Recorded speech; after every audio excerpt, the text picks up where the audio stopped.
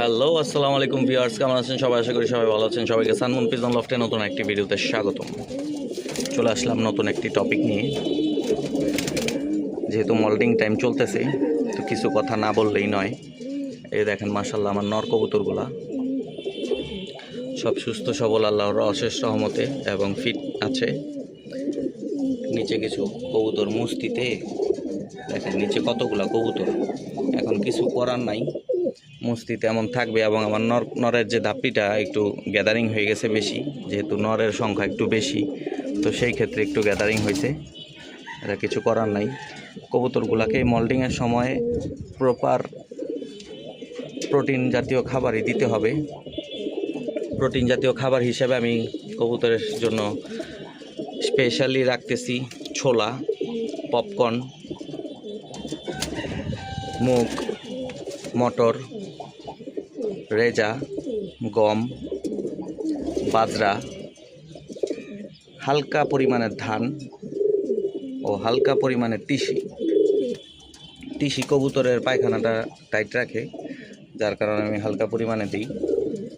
হ্যাঁ, তো এগুলো খাবারই আপাতত দিচ্ছি। এবং প্রত্যেকটা কবুতর দেখেন মল্টিংয়ে পর টর ঝাইরা কী অবস্থা।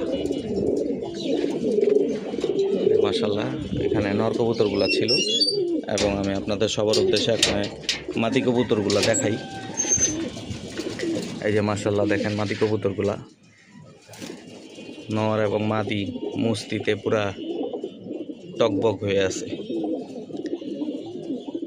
এই বেশ কিছুদিন আগে এখান থেকে একটা রাবার দিয়ে দিছি, নর মাদি নিচে নাই, মা সব কুকু করতো, যার কারণে রাবার দিয়ে দিছি। এটা পুরাটাই ঢেকে দিব, এই পাশ থেকে ওই পাশ জায়গাতে দেখা না যায়।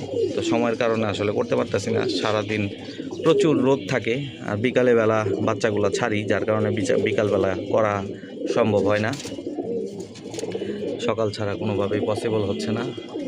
তো এই যে মাশাআল্লাহ মাদি কবুতরগুলা, নর এবং মাদি সেম খাবারই খাচ্ছে। আল্লাহ দিলে সবগুলাই সুস্থ সবল আছে, আলহামদুলিল্লাহ।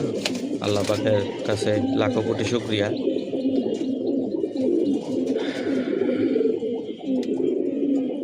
তো ভিউয়ার্স, আপাতত ভিডিওটি এখানে শেষ করছি। সবাই ভালো থাকবেন, সুস্থ থাকবেন, 5 ওয়াক্ত নামাজ পড়বেন। আসসালামু আলাইকুম।